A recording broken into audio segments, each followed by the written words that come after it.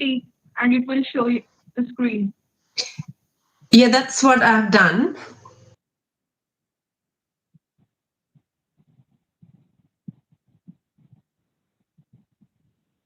You can send me your presentation and I can share from here also. In the meanwhile, you can just sort out if it is visible from your screen, then it is okay. Otherwise, for a backup, you can send to me also.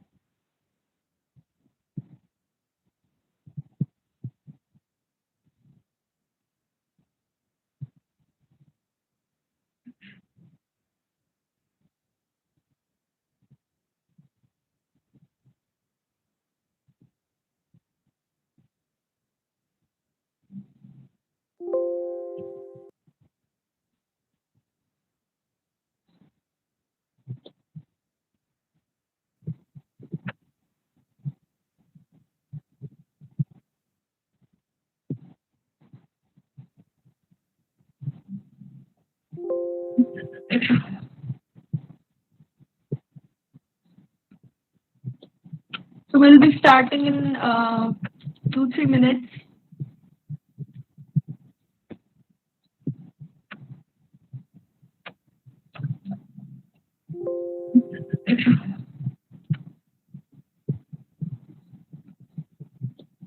So we'll be starting in 2-3 minutes.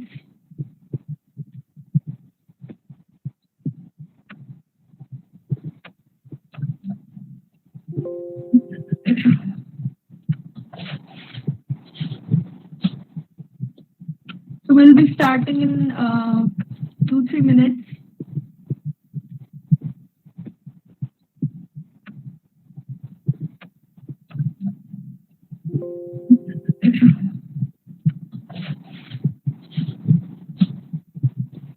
So we'll be starting in 2-3 minutes. So we'll be starting in 2-3 minutes.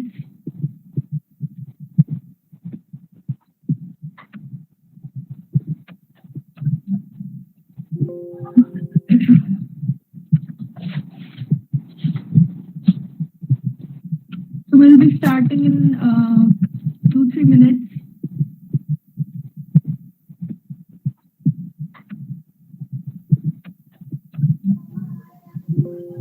So we'll be starting in 2-3 minutes. So we'll be starting in 2-3 minutes.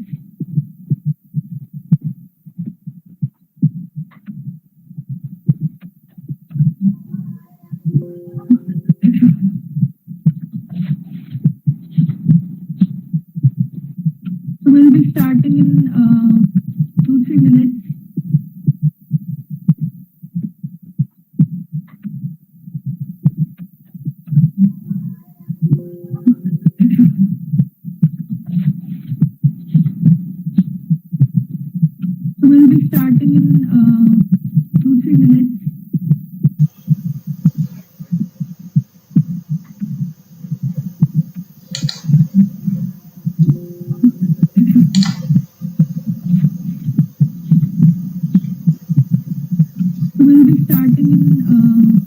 Yeah, hi ma'am, welcome back.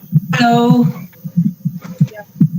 So we'll start with the webinar. So very good afternoon, everyone. And I welcome you all on the third day of this international webinar on challenges and Yeah, hi ma'am, welcome back. Hello. in regards to COVID. So we'll start with the first webinar. Very good afternoon, everybody. Of this webinar, I would like to all on the third day apologize for the inconvenience caused on the challenges that is on Friday. So many of our participants couldn't join because of some technical glitches. In regards to and we have found out that we also have very going on worldwide from webinar. I would like to error. So apologize for the inconvenience and our challenges is working hard to resolve the issue so that our participants can join. And now for this reason also we have created a YouTube channel and shared the link with our participants so that we can view the error of that thing. So not taking much time and moving forward. Let me start the discussion and now introduce the reason also we have created this speaker. So we have with us Richard speaker from Australia and of that Virginder Saroj. So not taking much time. Thank you, Yaman. Thank you so much. And now Saroj ma'am, she has studied in office, she has registered nurse and she graduated from PGI Chandigarh in 2007 as a Virginder Saroj advisor. She has completed 1 year of Thank you, Yaman. Thank you so much. University in 2009 and she has currently also doing master's in nurse. She graduated from PGI Chandigarh in 2007 with license in nurse instructor for completed 1 year of Thank you, Yaman. Thank you so much. in oncology, hematology, ward and imaging and she works for both adults and pediatrics and responsible. She's currently working as a nurse educator for medical ward, cardiology ward and further in oncology, hematology, responsibilities in quality management for executive organization and executive yellow belt trainer for quality and even she has certified courses for non-invasive ventilation and advanced life support for both adults and units. She is also instructor for basic life support for adults and pediatrics. She has attended various courses like emerging leaders, critical care course, and she is also instructor for peripheral remote channelization and CPC workshops and other workshops in which she is involved in rapid upskilling for our emergency the organization for creative pandemic, that is COVID-19. So I heartily welcome you, ma'am, in this webinar. So over to you. Workshops and other workshops in which she is involved in rapid upskilling for our emergency the organization for creative pandemic, that is COVID-19. Varjendra ma'am, welcome you, ma'am, in this webinar. So over to you.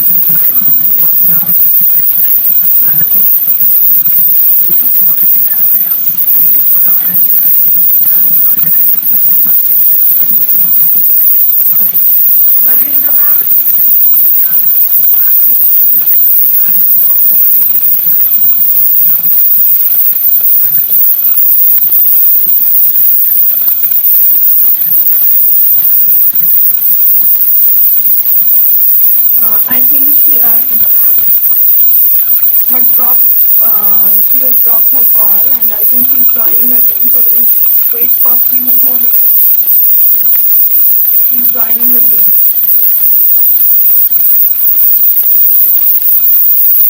I think her drop, she has dropped her call and I think she's joining again, so we'll wait for a few more minutes. She's joining again. I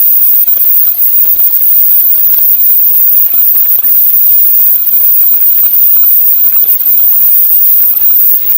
her drop, she has dropped her call and I think she's joining again, so we'll wait for a few more minutes. She's joining again.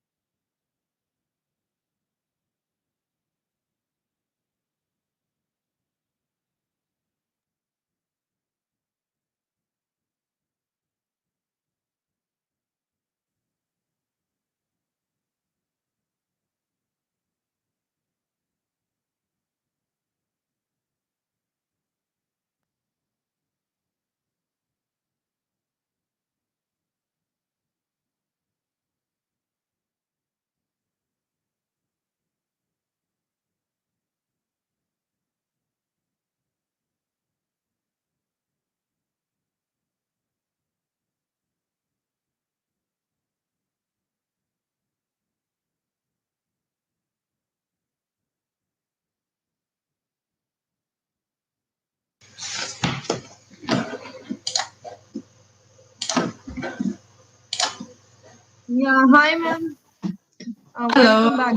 Yeah, ma'am. Thank you. Actually, I think you're logged in from desktop or Yeah, from I'm logged in mobile. from this. Sorry, desktop. Yeah, Okay, okay. So because maybe in mobile there will be problem. So are you able to share the screen? that's the problem. When I'm trying to share my screen, that's when my call is dropping. Okay. Can you just mail me your PPT? I will open from here and then you can just read. Yeah, so I'll And just email that to you. I was actually trying to do it through my pad as well and open my laptop, so I don't know. I will send it to you, and if you can open it, yeah, that should be okay. Yeah, I'll open it for you. Yeah. Yes.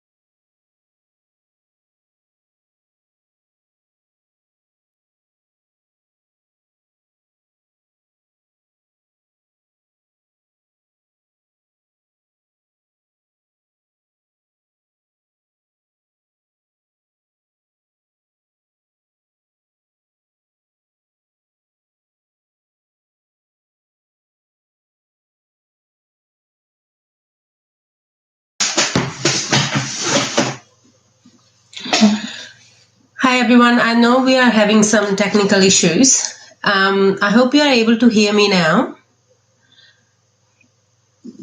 While Aman ma'am is trying to present her screen and then I can read her screen out, I just want to start with this presentation anyways. So first of all, I just want to thank you, Aman ma'am and all our faculty members from Amity University, that they gave me this opportunity to present to all of you, and I'm really excited to share my experience and my thoughts with everyone. So I have just about the present situation all over the world and also in Australia from my point of view, and also in India. It's still looking like, when you look at the stats, that it's still increasing, as you can see, and the curve is still going higher. And there are, as of 19th of June, there were 8.3 million cases worldwide and over 450,000 deaths, which is a bit concerning, obviously. And there are many governments and communities, they're all working towards a common goal of flattening the curve. In order to give healthcare just a big chance to meet the acute demand of COVID-19 infected patients. So in Australia, we've been very fortunate that we are able to flatten the curve. And but looking at stats in India, it's still like hasn't reached its peak yet. So we have a long way to go ahead, and it's very important that as healthcare workers, we that we do understand what our roles and responsibilities are while you're working in emergency department, and how to look after yourself and how to look after your patients in a safer way. So, and we all know, I think worldwide, that all the emergency departments, they're already working over their capacity, and they're already overcrowded. But looking at the increased pressure because of this COVID-19 pandemic has made it difficult for everyone all the emergency departments to maintain their business as usual, which means like all the chest pains and all the abdo pains and all the other infections or trauma or minor injuries, they're all still going to come through our doors. So we have additional pressure to maintain our business as usual, along with coping with staff shortage. Because of this pandemic, as you would have seen many times, like all the staff, either medical, nursing or paramedical, they and their families, over time, if the pandemic is like community transmission is happening, they are all, some of them will get sick, and that will affect that will result in staff shortage. So EDs will have to keep that in mind as well.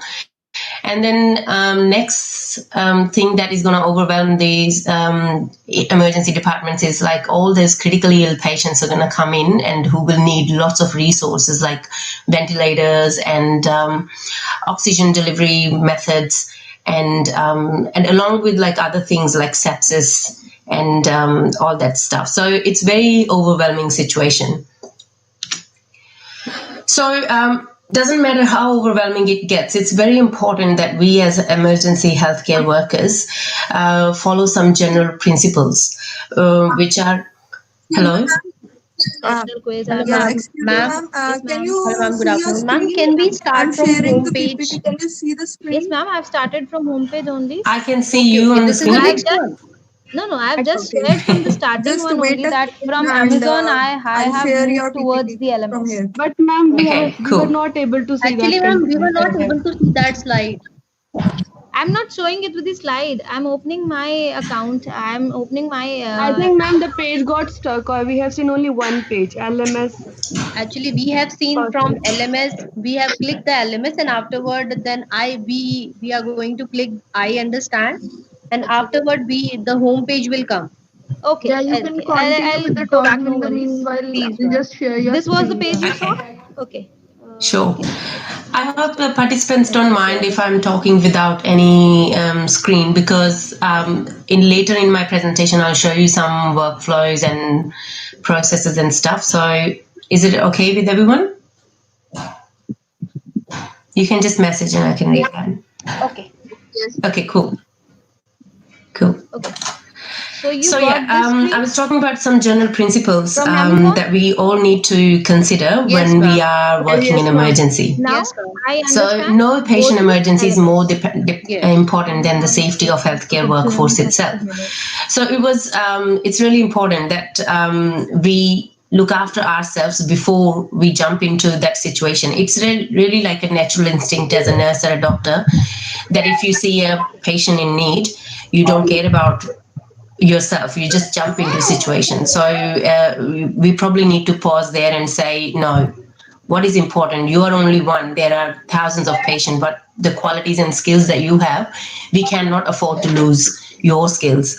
So it's really important that you look at your own safety first. And second principle that we need to consider is that appropriate and judicious use of personal protective equipment is very important.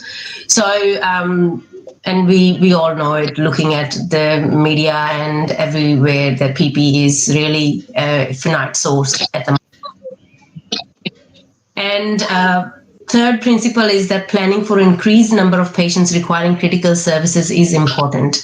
So we need to plan ahead how we're gonna, what are resources looking like, and how we're gonna cater for these critically unwell patients. And lastly is special considerations should be given to all vulnerable individuals, either a staff member or a patient. So if there are vulnerable staff member, like pregnant women, older staff member, or those with some comorbidities they're immunocompromised, they should be given special considerations and should be working in low risk environment.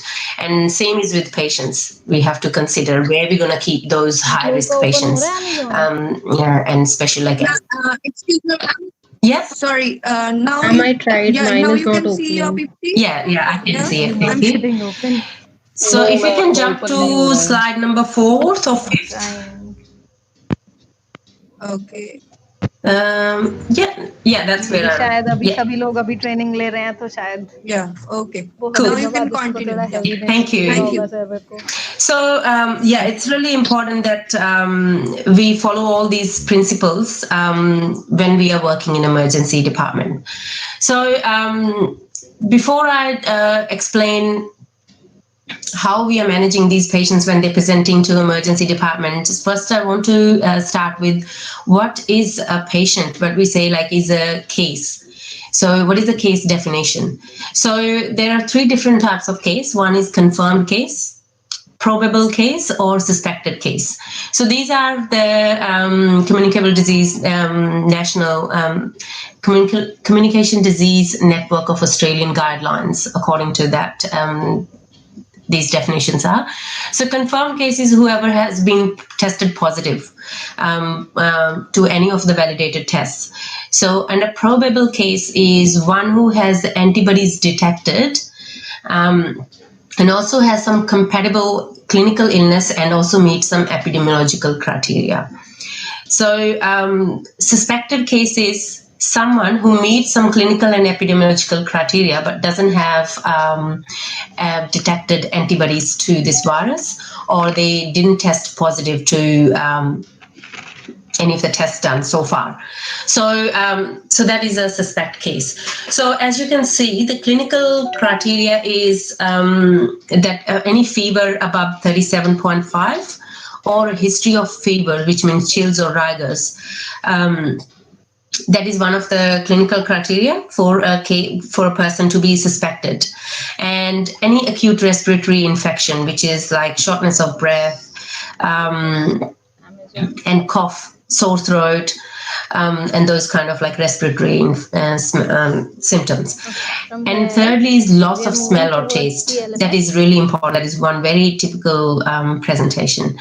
And some of the epidemiological criteria is like based on where they've been in last 14 days, if they've been in close contact with a confirmed or probable case in last 14 days, or if they had an international or interstate travel. Sorry, Aman, you have just paused the screen now. The screen is gone.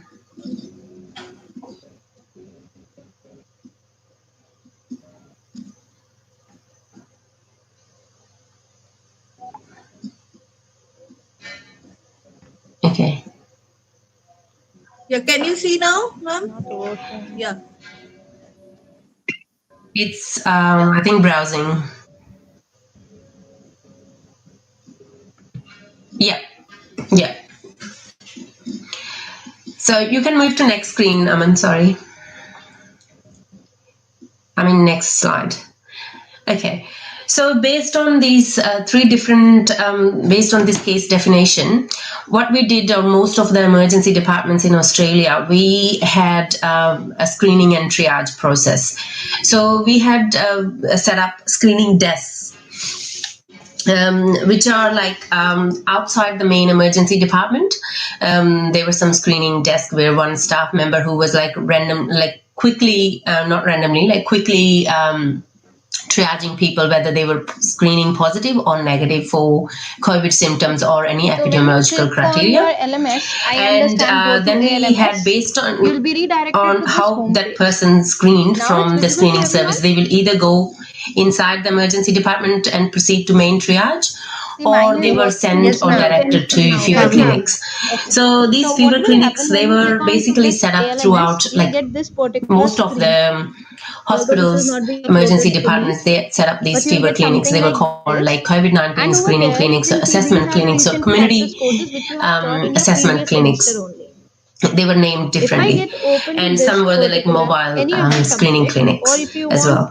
So in these fever clinics, why they were set up was basically to manage any patient surge, and they were main principles were like they were not located within ED. They were located away from ED, but easy access to emergency if needed, and has to be staffed by non-emergency staff members, so that the skilled emergency staff member is still able to work within ED, where they will be looking after very unwell patients. So like staff member from outpatient departments, they could be utilized to work in these screening clinics, and they were usually set up like within outpatient departments or day surgery department.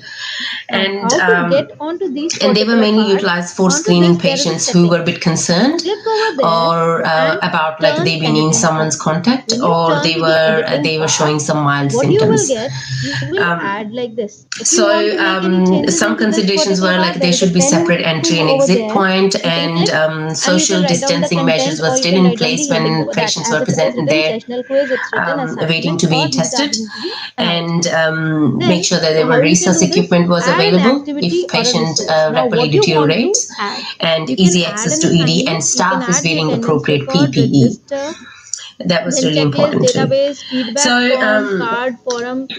on screening clinics, from screening desk, if someone tested screened positive for COVID symptoms, they were directed to, and they were like showing some symptoms of respiratory, like moderate to severe respiratory illness, or patients who were not screened positive for COVID, but they needed some other sort of emergency care. They were then directed to main triage.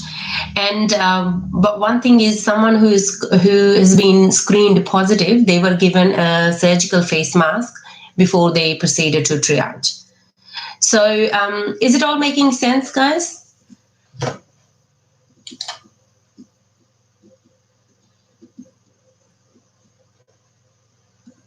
Okay, perfect. Lovely. So, and then at triage, the staff member was wearing appropriate PPE.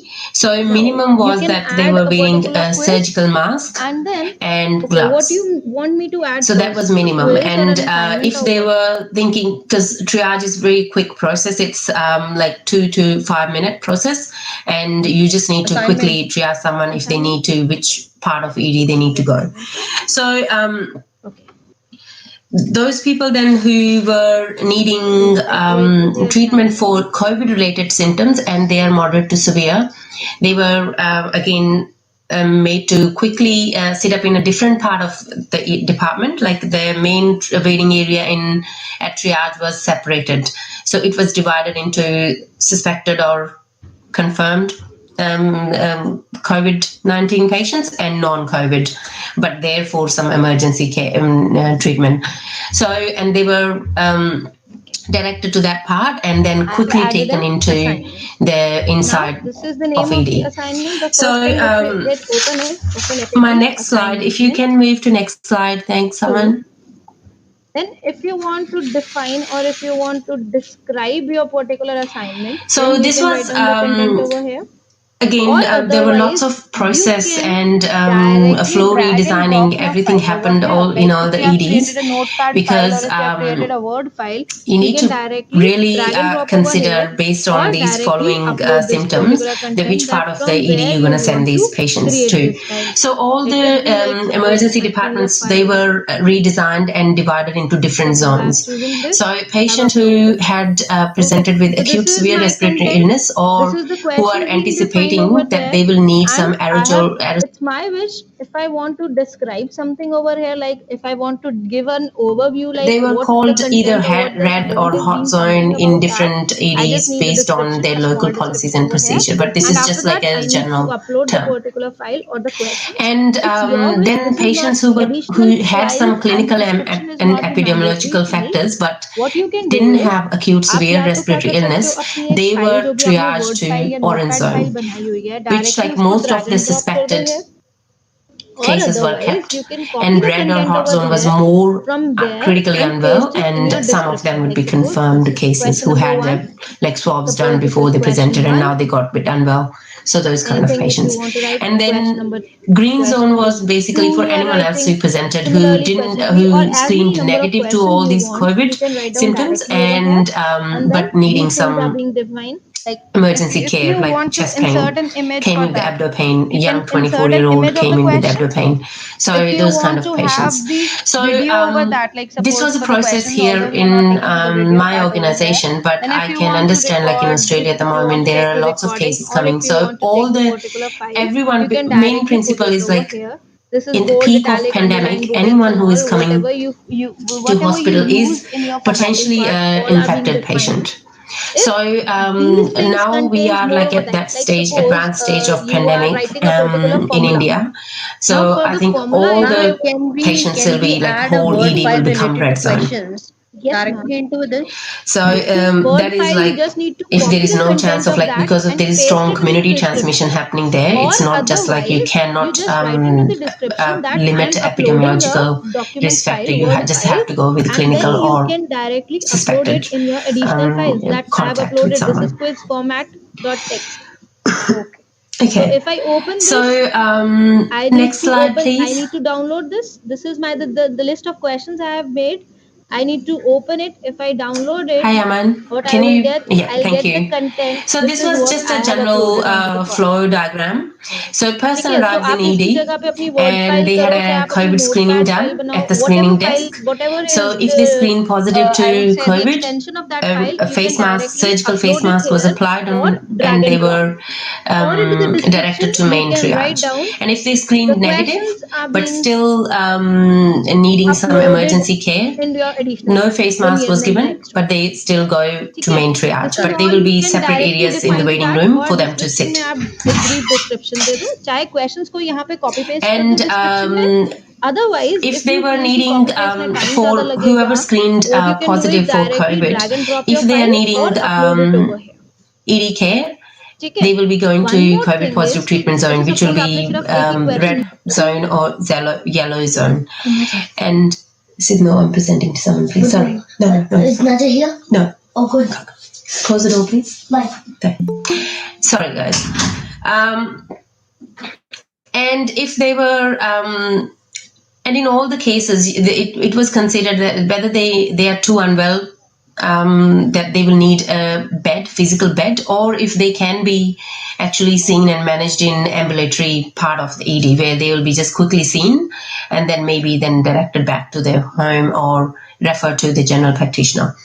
So, and for anyone who screened negative to COVID, and then based on their triage, they either need to go in a green zone and needing a bed, or they are directed outside ED where they probably will be like follow up with ortho clinic or just go to their GP or have a ultrasound done outside.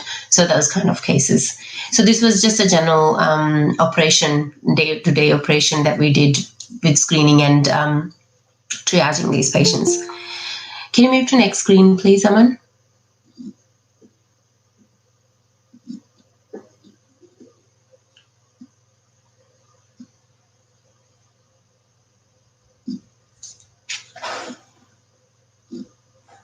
Cool.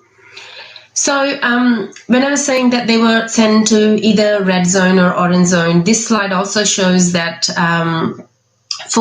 when we determine their risk from lower level of risk to highest level of risk, what is the level of isolation that they will need?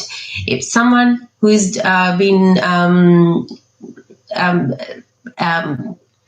considered a low risk, they can sit in the waiting room, but we need to make sure that they are physically distant by 1.5 meter, and there is mask on selected patients and visitor. If they are like, especially someone who has some sort of like cough and runny nose kind of symptoms, they're still low risk because they are, say, young and no comorbidities, and they can be just seen in an ambulatory part of ED.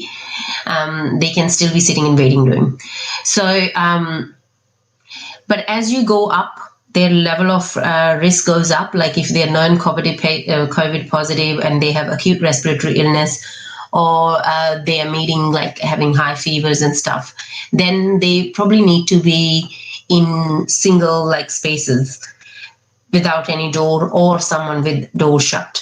And as you go, the highest level of risk is someone with acute respiratory illness and who is needing acute resuscitation, or someone who we are anticipating use of aerosolization procedure, like nebulization therapy or NIV, non-invasive ventilation therapy, or someone like suctioning, those kind of procedure, then they need to be in a higher level of isolation.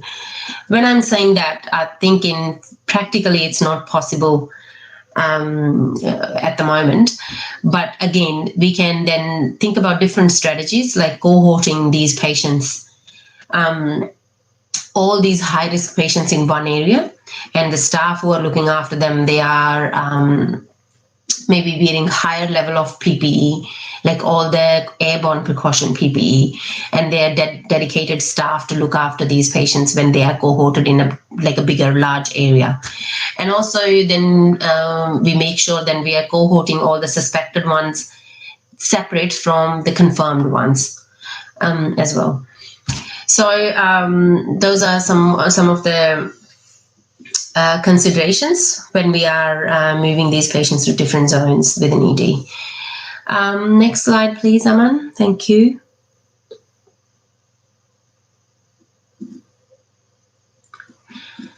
Yeah, as I said, as pandemic progresses and demand is more than the supply, cohorting is one option.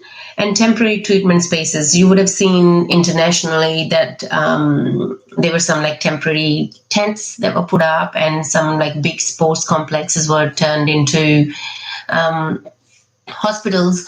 But again, we want to make sure that all the infection control strategies are still there, and they've been designed based on all the needs of like suctioning and oxygen therapy and appropriate PPE, appropriate spaces for staff members to don and doff, like put on and take off PPE and stuff. They're all considered. So yeah, next slide. Thanks, Aman. So next thing, I think is really important that we understand what sort of PPE is worn in specific clinical situations within ED. So this is just a simple table which it actually is taken from Australian College of Emergency Medicine guidelines. Sorry. That some PPE considerations are, they recommend that all relevant staff is provided with adequate and ongoing training in PPE use. And there are some broadened infection prevention and control procedures in place. And there is a specific policy within the organization that staff can follow.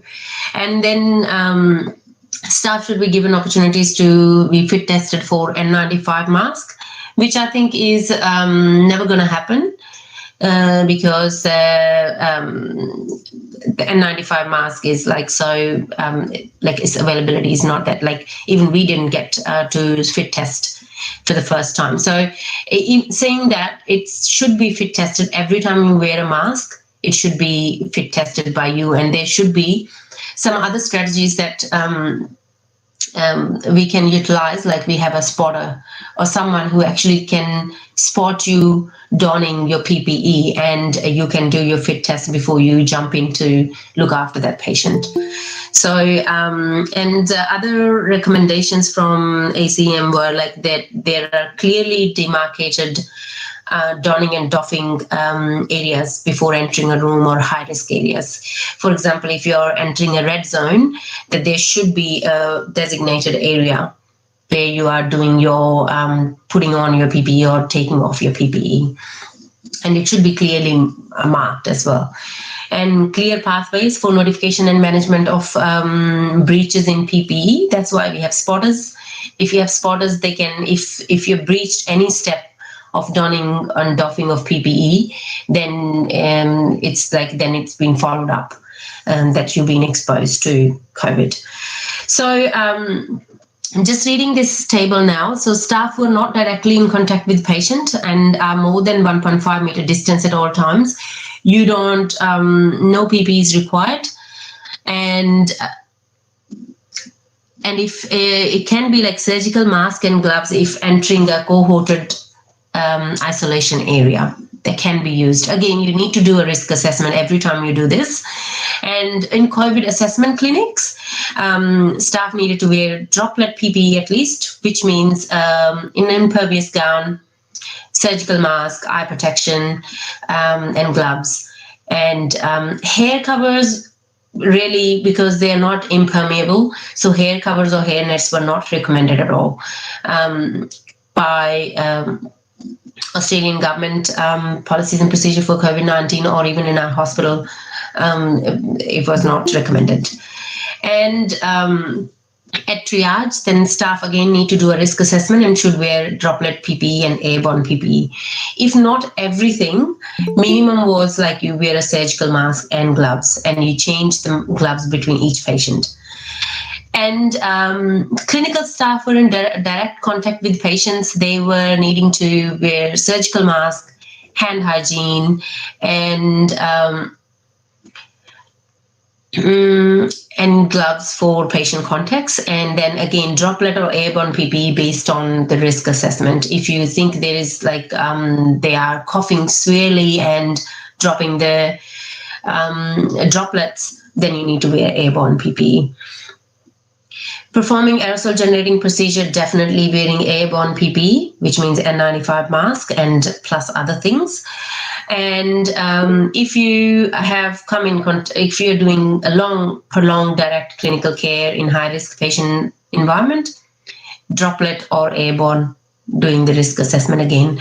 Resuscitation team need to always wear, minimum is droplet, but if you're like doing airway management and actively doing CPR, then highest level of PPE, which is airborne PPE, should be worn. And same as with trauma teams. Okay. Are we all, is it all making sense?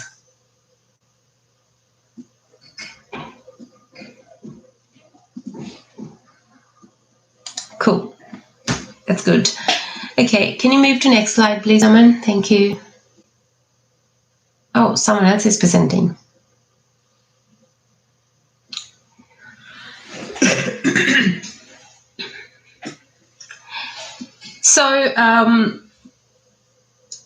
So when patient was triaged and I lost the screen again.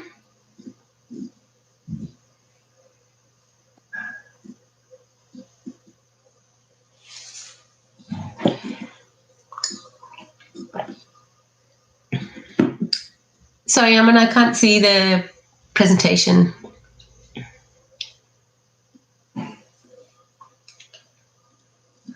So when patient was... I am sharing the screen already. I'm sharing the screen. 1 second. Okay. Can others see my screen? Pin the screen. Do I need to pin? Yeah, pin. Yeah, ma'am. You pin on my screen. On my name, it Yes, is I coming. have done that. Yeah, I have pinned it, but it's like... Maybe something happening now? No.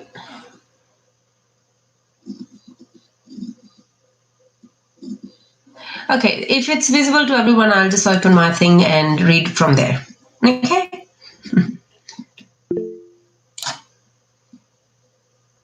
All right. So now patient is in the right zone with an ED, and now you're proceeding to assess your patient. You are someone who is working in, say, in the acute part of the emergency. So you need to undertake a nursing assessment, and obviously medical assessment will happen simultaneously as well. And then what you need to consider when you go and check this patient is that you, in an emergency, we do a primary survey, which is like you assess their airway, breathing, circulation, and disability, which is like their neurological status, and exposure. We try to expose them, look at any injuries or rashes and everything. So to perform your primary assessment, you also consider what else you will need when you are jumping in to that treatment space for your patient. So consider like you will need your observation equipment. Can you if you use... Excuse me, ma'am. Yeah. Can you see the screen now? Yeah. Yes. I Yeah. have Yeah. shared. Yeah. Okay. Okay. Thank fine. you. So Thank you. so when you're going to do your assessment, you make sure you collect all your equipment that you will need if you're gonna, if you think you will need some putting a cannula in, taking some bloods, take all this stuff, and you can talk to the medical doctor, anyone who is available there looking after that particular part of the ED. You can ask them, this is the patient presentation, what other additional tests that we need to consider, if patient need an ECG or patient needs a weight done, or if they need a continuous pulse oximetry. So take all that stuff. So that's called bundling of care. So you make sure that you are actually bundling the care so that you are only going there once, doing everything, and then leaving. So it can be hard sometimes because you will have other priorities. You will have another unwell patients, but that is the most effective way to do it. One is to reduce your exposure to that patient, and secondly, to preserve the very valuable source, which is PPE at the moment. So that thing. And same thing for medical team as well, that if they're going in there, they are reading patient's presentation quickly, or if there is a family member to give you history and stuff, if you have access to previous records, that they do that baseline stuff. Oh, it's not audible. Hang on.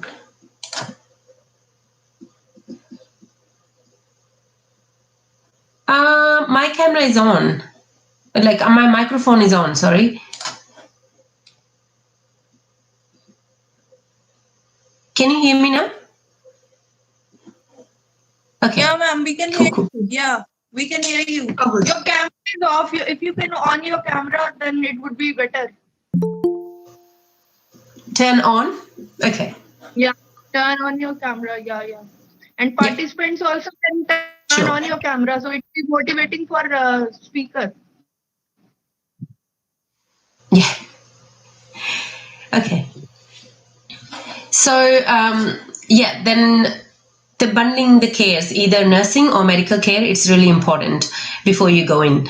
And then make sure you have enough stuff to cleaning equipment that you have used in the treatment space, and then you are now coming out of that space, and you have those cleaning stuff in handy there to do it. And then collaborating among multidisciplinary teams is important. If like medical team is coming, nursing, or if there are any other people like physio is coming, we need to minimize the exposure to healthcare staff. So it's really important that if something, I know nurses are usually multi-talented. We have like 1,000 skills for rest of the health professionals. Like we can do speechy, we can do dietitian role as well, we can do physio role as well. So it's really important that we consider those kind of things. Like if we can minimize exposure of other multidisciplinary team members, and we can do that task on their behalf, it'll be both cost effective and less exposure. So bundling of cares is important. Yeah, we can move to next slide. Thanks, Aman.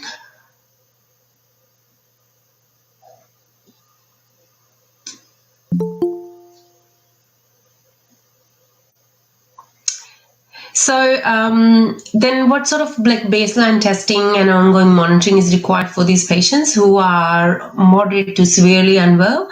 You would all have listened to the day one of presentation that Miss Kusum, she presented, she presented about how to collect samples and what sort of samples. So combined nasal and oropharyngeal swab is first thing. And if patient is really unwell, they need to have 2 sputum samples collected, and basic hematology, biochemistry, chest x-ray, and ECG. And other investigations, because most of these patients, they might have co-infections with it's influenza season here in Australia at the moment. So like you do this testing for influenza or community acquired pneumonia or any other test, like if someone is presented with chest pain, that you do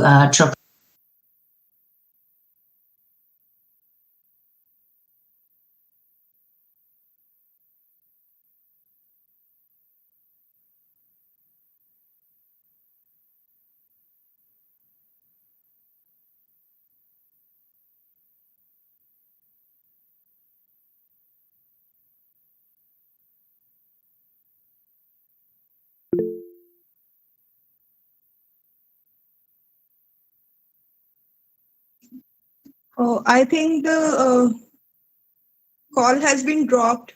I'll just try to reconnect the presenter. 1 second.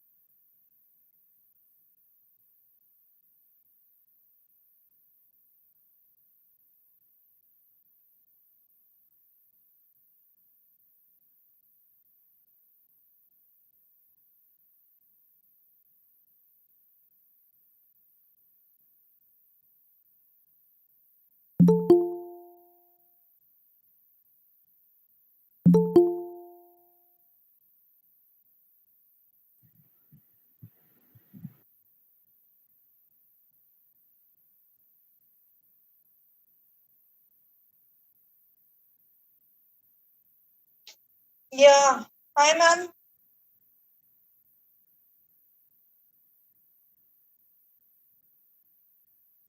Please turn on your microphone, ma'am. We cannot hear you.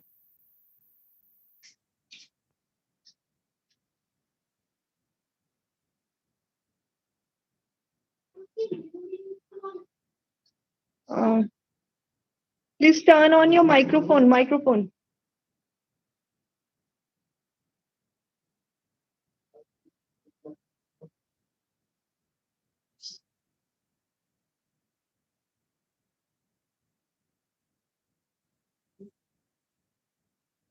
We can see you, but we cannot hear you. Your microphone is off, I think. It is showing cross.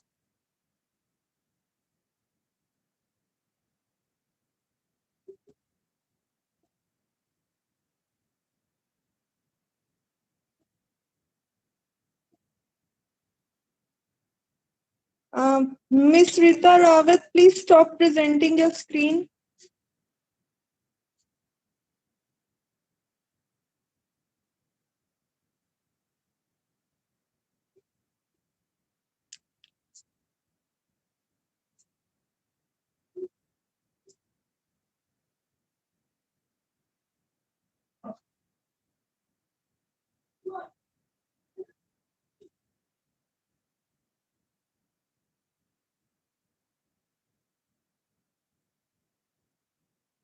Yeah.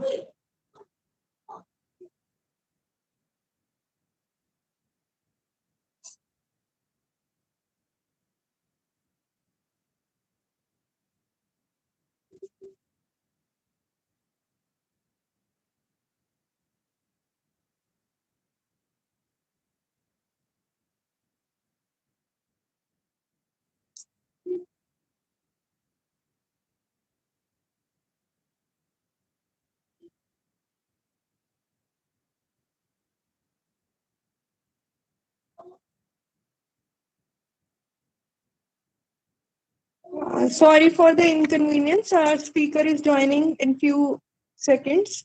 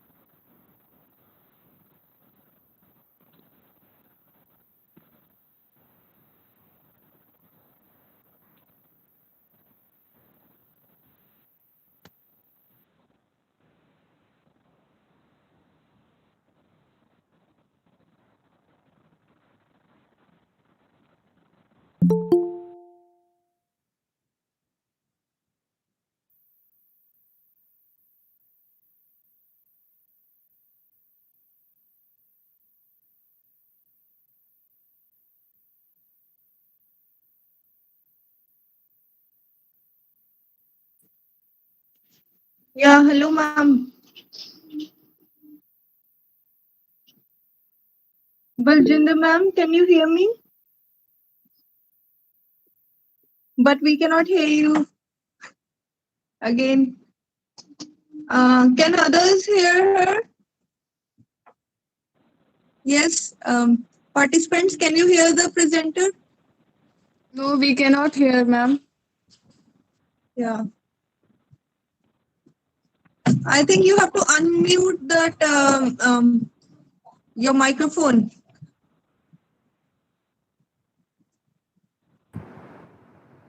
Yeah, now we could, yeah.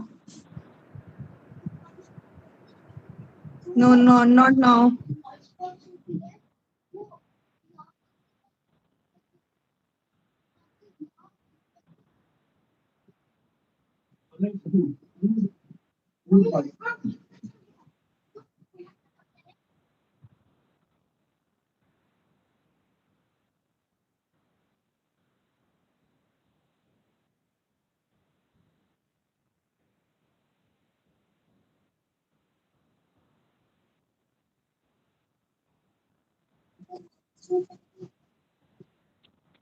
Ma'am,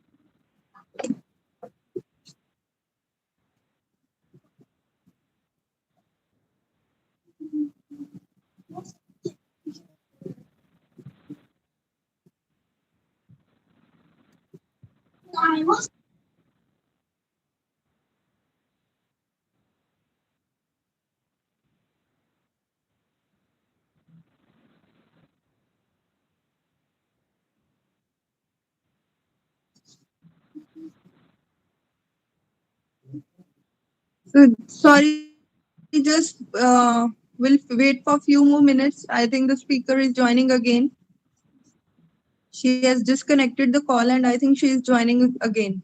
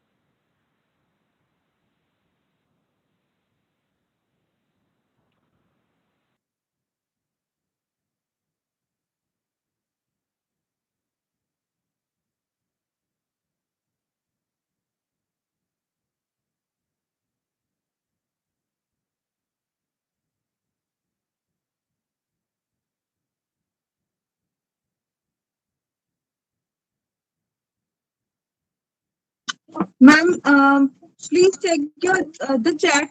I have written something for you, Baljinder ma'am.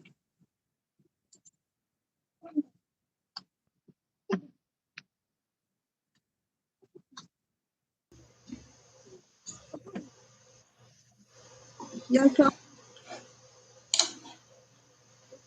Okay. Do I need from?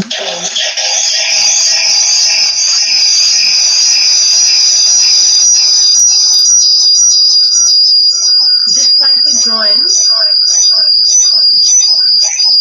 my device.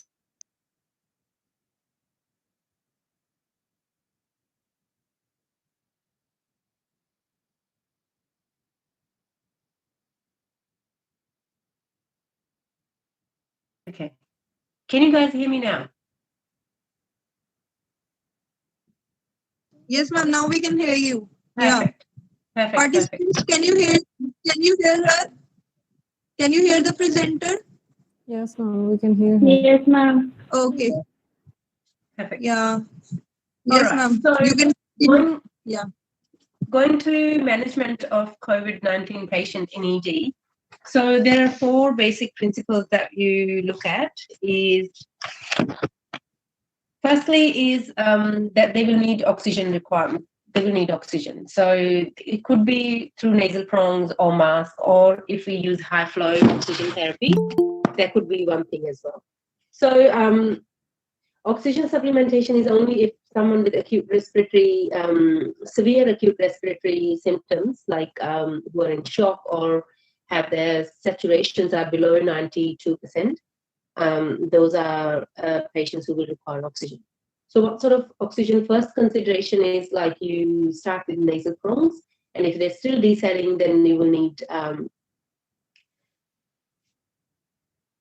yeah, that's great if you can present that. And then secondly, you will then move on to face mask. And if if patient is still not progressing well, then you might need to think of something else. So we do use here what is called high flow nasal therapy, so which is like given through a device, and it's like a nasal prongs. What it does is it gives a bit of extra flow to patients on top of like normal oxygen. So they'll be given oxygen plus flow, and this device actually provides warm and humid air, so which is a bit better than normal dry oxygen. But one thing is that if patient is needing high flow oxygen therapy, then you need to consider their PPE requirements. They will switch to airborne requirements, and patient need to have a surgical mask on their face anytime they are needing any sort of oxygen therapy, either nasal prongs or face mask or high flow. They will need a face mask. Okay, and next option could be non-invasive ventilation, which is if patients still not progressing well with the simple oxygen measurements, then we need to move on to non-invasive ventilation, which is either BiPAP or CPAP, which is continuous positive airway pressure. So, but that is like some of the we have Australia and New Zealand Intensive Care Society guidelines, and even globally it's not a highly recommended therapy, only because it is high risk to healthcare workers for exposing them to actually lots of aerosols, and it is a aerosol generating procedure. And if patient definitely needs it, it needs to be done in highest level of isolation. But if it can be avoided, that is best. Or one way to avoid it is either straight from normal oxygen devices to intubation, because intubation is, again, once it's done, it is more controlled and is a closed circuit and it's less exposure to staff. But only downside is you will need an ICU bed and a ventilator, so more resources. So it becomes really hard to weigh the benefits versus risk to staff. So another way to managing these patients is invasive mechanical ventilation, which is endotracheal intubation. So some of the consideration when we are ventilating these patients with using intubators in ventilators is that they will need low tidal volumes, because usually lung compliance is better. It's because it's acute respiratory distress syndrome that's causing it, not another sort of like ongoing respiratory illness. And they will need high PEEP, because they end up losing the PEEP in the alveoli. So you will need higher PEEP, which is positive end expiratory pressure, to keep those alveoli open. Because normal PEEP in our lungs is about 5 mm of mercury. So in these patients, we will need high PEEP like 10 or 15 mm of mercury. And then you definitely need viral filters on these circuits. And that is to, again, reduce the risk of exposure to staff. And then if suctioning is required, you need inline suction catheters, which are like a closed circuit. I'm not sure if you guys have any different kind of, but it's really commonly like very, very great piece of equipment, which you can just like put a suction in the ventilator circuit, and you can suction whenever it's required. And it's a good way to reduce exposure to staff members. So another supportive cares that you may need for these patients are that they may be coming with some other issues as well, like cardiac arrhythmia, sepsis, and multi-organ dysfunction, or any cardiac impairment. So that care need to be provided as required. And fluid replacement in these patients should be very judicious, so very minimum, it should be restricted fluid management strategy, because if we give too much fluid to these patients, they may end up having a pulmonary edema and can worsen their respiratory symptoms. And another very important point is like most of these patients may need some sort of like nebulizations or inhaled bronchodilators. So you totally avoid nebulizations. So instead use the meter dose inhalers like hand puffs and stuff. So that is again to reduce risk of exposure to healthcare workers. But if we need nebulization, they need to be in a higher level of isolation. So, and a next part of management is if you are dealing with a patient who is critically unwell and needing or is in like a cardiac arrest situation, that they're needing life-saving measures, you again have to consider staff safety first, and there is appropriate PPE available. And what are goals of care? So our goal, whether when we're thinking about cardiac arrest situation and start thinking about resuscitating this person, think about their other comorbidities. What are the chances of survival? What are the goals of care? Are we doing it for comfort level or doing it as a life-saving measure? So those kind of things need to be considered. So 24-year-old young, otherwise young, healthy versus 90-something-year-old, which is like other comorbidities and chances of survival are very, very low. Again, that decision need to be done along with family plus senior clinician in that area, like consultant. Then looking at your environment, is the patient is actually in a single room or they are in a cohort ward where there are other patients. So you are exposing all of your patients or your healthcare workers to a bigger risk of exposure to infection if we do resus in that open environment. And the likely outcome of resuscitation, what is going to be based on their previous risk factors. So it's really important that, however, in the current situation, if we are doing the cohorting in a bigger areas and staff are already in appropriate PPE, and like airborne PPE, then this consideration is less relevant. So you should look at the goals of care and likely outcome. So the staff safety and environment, they're already being looked after by being in a cohort, which is like everybody is actually having infection. So they can't be exposed to more infection.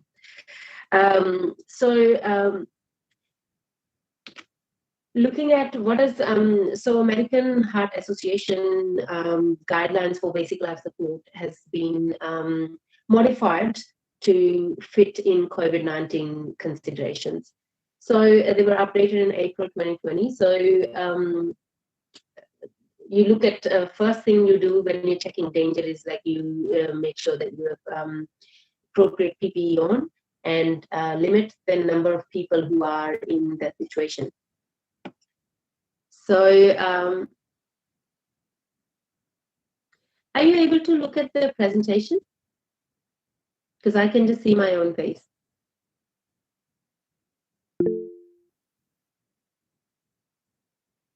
Yes, okay, cool. So, oh good. So the first thing is PPE, less people in the environment, and if victim is unresponsive, you shout for help and then look for breathing. You don't really listen or feel for breathing because you don't want to expose yourself to patients' like face. You look for breathing. If a person is normally breathing and has a pulse, then just monitor. If there's no normal breathing but has a pulse, it says that you provide rescue breath using bag bulb mask, which is kind of highly risky thing to do in this situation. So according to Australian resuscitation guidelines, we don't provide breaths. We move straight to compression only CPR. So we probably do need to then check with your local guidelines that if we are still following that if you do choose to do bag bulb mask and you have appropriate PPE on, you should also have a filter on the next to the mask so that it's filtering anything coming from the patient as well. So there should be a HEPA filter on. And if patient is not breathing and there is no pulse, then you move to CPR. So the cycle is 30 compressions, 2 breaths. But as I said, Australian Resuscitation Council guidelines say compression only CPR, and you can just put an oxygen mask on the face, so just a passive oxygenation. And if an automatic defibrillator is available, defib patient as soon as possible, and then follow advanced life support, like if it's shockable, non-shockable, shock or dump, or continue CPR until return of spontaneous circulation. But again, decision to how long to continue CPR and what are the likely outcomes, it has to be made as soon as possible or at earliest convenience, and by the senior emergency physician, and should be terminated quickly. So, so that was CPR. So next thing I want to say, duration of infection control. How long do we keep this patient in isolation? So the patient needs to be in isolation. This patient is infected 24 hours before they start showing symptoms, and release from isolation should be meeting one of the following criteria is that at least 7 days after onset of illness, and they are afebrile or no fevers for 48 hours, and they are no acute illness for 24 hours prior to that. And then 2 PCR, their nasal swabs results, 2 consecutive specimens collected 24 hours apart are negative, and after acute illness is resolved. So this is a criteria to release someone from isolation. So next thing is about management of deceased or COVID-19 patient. So here, according to Australian College of Emergency Medicine recommendations, are that patients' wounds and skin tears or any visible wounds are covered, and any body orifices are packed with cotton wool. And if there is any extra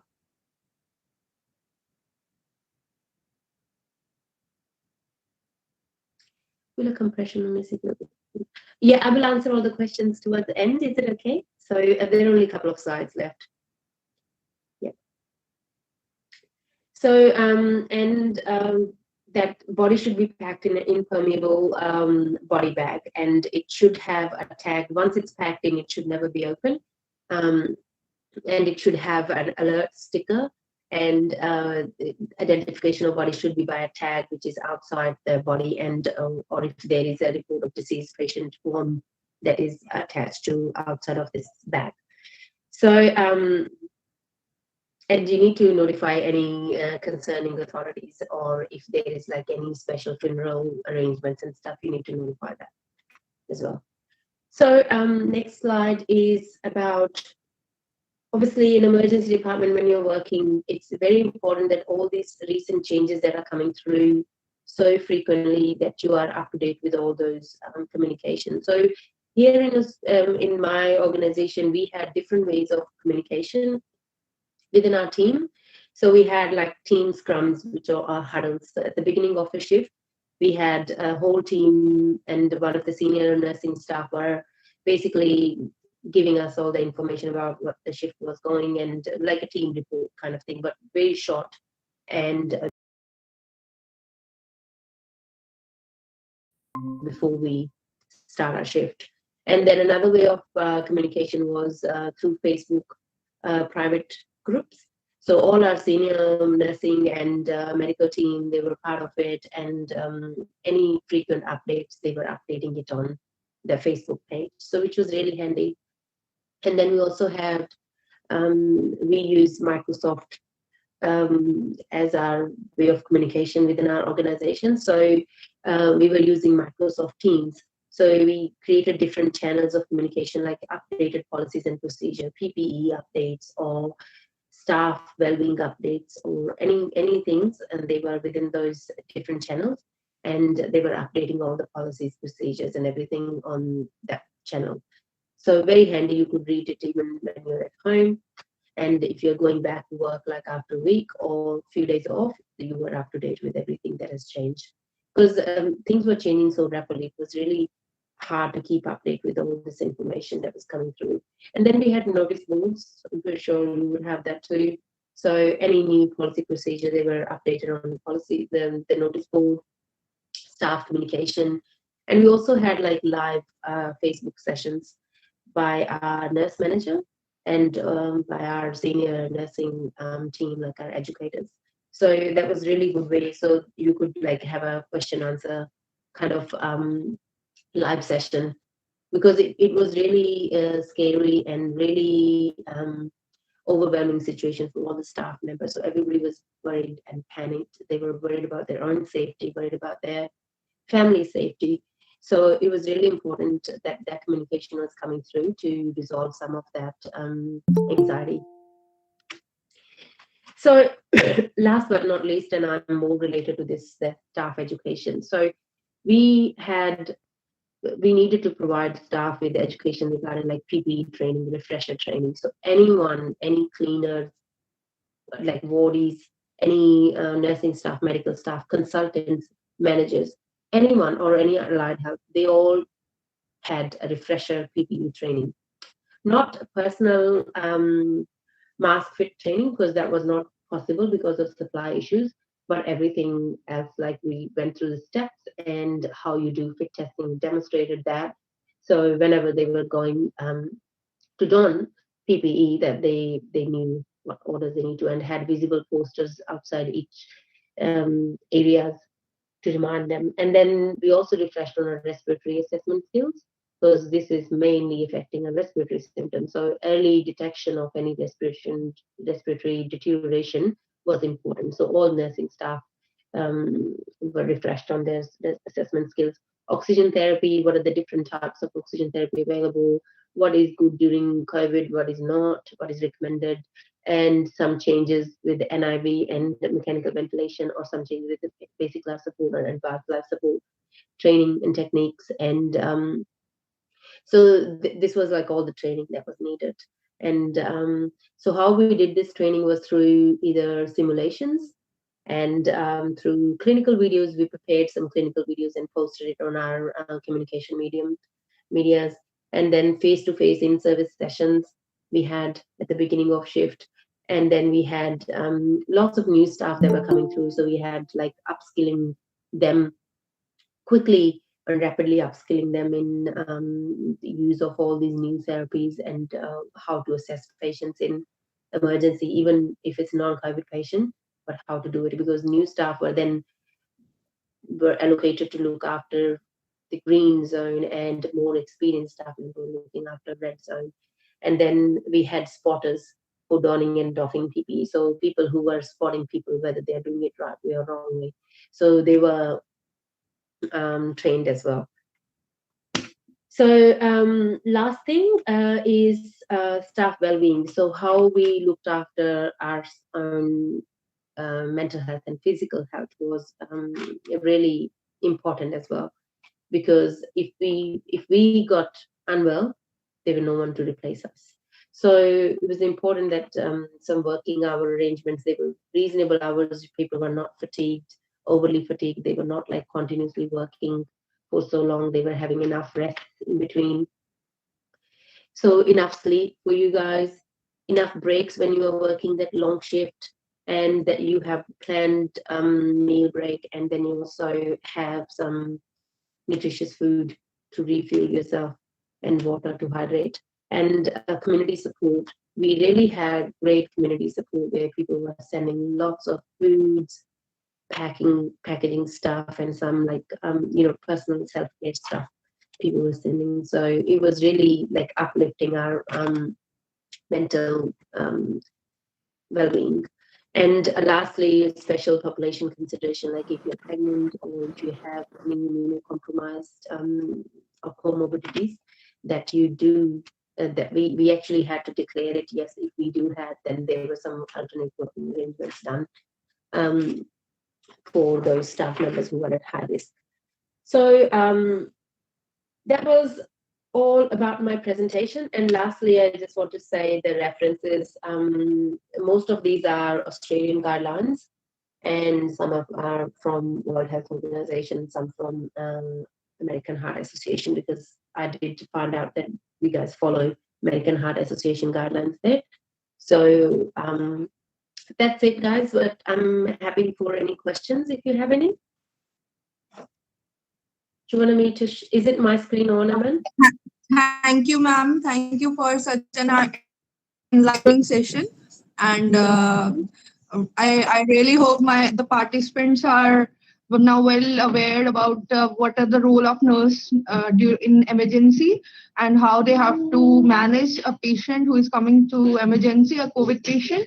And now the floor is open for discussion. Anyone wants to ask questions, so we can take questions from chat also. Yeah. I just want to answer one question from Sham Pandey about changing after 5 rounds. So my understanding is like 5 rounds is 2 minutes that you change. So when you change, that is after rhythm check. So you still do it. Obviously, it won't be that effective as you would be like with a bag valve mask, and but it is the most safest way to do it. So another way you can do is you want to oxygenate your patient. You can just leave oxygen mask on their face to like a continuous delivery. When you are doing the shock, you can turn the oxygen off the wall, leave the mask on the face. And but what our research council guidelines were that we were not doing the bag valve mask for these patients. And so the next thing will be to actually intubate as soon as possible, but we already have like minimum time to intubate, and it could be difficult if you don't have experienced person. So it can intubate and then do ventilate through a closed circuit. That is best. But if that can't be done, you need to consider your safety, and then you continue that. Yeah. So rationale for low tidal volume and high peak was that low tidal volume was required because these patients, if they don't have any existing respiratory problem, like if they have COPD already, their lung compliance is low, then you can probably think of more tidal volume. But for these patients, it was like 4 to 6, I think it was 4 to 6 mils mils per kilo was like the consideration for this tidal volume. And because you don't want to damage their lungs, which are like otherwise healthy, but they just have the acute respiratory syndrome. And for high PPs, to open up the alveoli, basically, because acute respiratory distress syndrome, the alveoli are really collapsed because we lose that surfactant. So to open up those alveoli, higher PEEP was needed. Should a person who suddenly collapsed or had an accident should keep distance? At this stage of pandemic, you consider every person as a potential infected person. So I'm not saying, obviously, it's really not a good way to say like don't help someone who has collapsed. I would, I wouldn't like to lose a healthcare worker because of something like this. I think like our health workforce is very limited.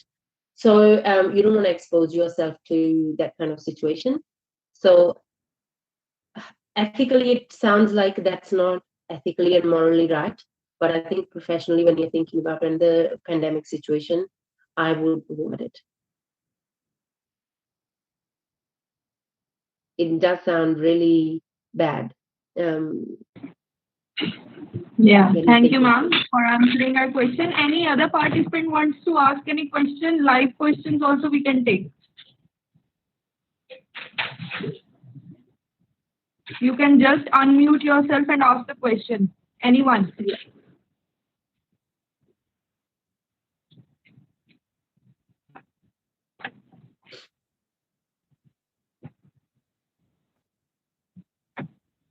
Yeah, I think everybody now has understood From your That's so talk, true. everybody has understood what is the role of nurse and how they have to manage a patient in emergency department. If there are no more questions, so we'll wind up for the day. So you can just any of your friend or like any other participant who could not join us because of some technical issues. So there are a lot of issues we can see. So you can just see the presentation on YouTube, and we can share the link also. We have already shared the link of the previous, and you can just go to the YouTube channel. So it is Virtual Nursing Era. And you can ask your other friends also to watch that channel, and you can view this presentation on YouTube channel also. I just want to say thanks, Aman, and thank you for everyone for patiently being very patient and listening to me. We have another question. I have one question. What should be the primary management for the patient who is suspected? So it should be, I think it's based on if they're suspected, how severe are their symptoms. If they are mild illness, they probably won't need anything done in ED. They probably will be directed to say, okay, you can go home and look after yourself there. If you have any symptoms or worsening, you can represent. Someone who has moderate to severe, that we say, you do test them and treat them as if they are COVID, and whether they need oxygen therapy, whether they need supportive therapy, and any other testing and stuff, you manage them. Because suspected is someone that we think has COVID-19, so our management wouldn't change. It will be based on how severe their symptoms are. Okay, thank you, ma'am. Yeah. Yeah. So we'll wind up for the day. We have already like half an hour more than the scheduled times. Yeah, because of the technical glitches, it has taken more time. So thank you, ma'am. Thank you, Baljinder ma'am, for your time and for your effort. And I hope all the participants would have learned a lot from this session. And thank you to the participants for patient listening. We have our DNS, Mr. Robin, sir. Robin, sir, are you there?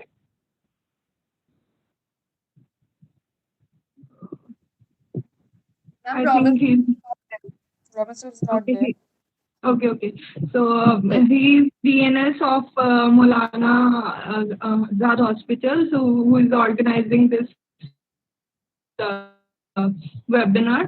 So because their nurses have the scheduled time from 2:30 to 3:30, so maybe they have gone back to their work. So thank you again, ma'am, and thank you to the participants. And we'll meet tomorrow. And tomorrow we have the session at 8 o'clock in the morning, because the speaker is from Canada, and because of her timing, so we have scheduled it 8 o'clock in the morning. So we'll join again. Thank you, everyone. Please join prior time, because we are facing some technical issues. So it won't be there if you will join early. Even if we started today early, I thought I was like all prepared and well on top of it, but it didn't go ahead as planned. But I think end result was still better. So thank you so much for listening to me, guys. And I was really privileged and to be part of this webinar series, and very proud of everyone who is doing this effort. So we are all doing that little bit to help and deal with this big pandemic. And for one final message, guys, I just want to say, look after yourself, look after your families. And we are very privileged to be working as healthcare workers. We should be very proud of what we're doing. So keep up the good work, okay? And thank you. And bye from me now.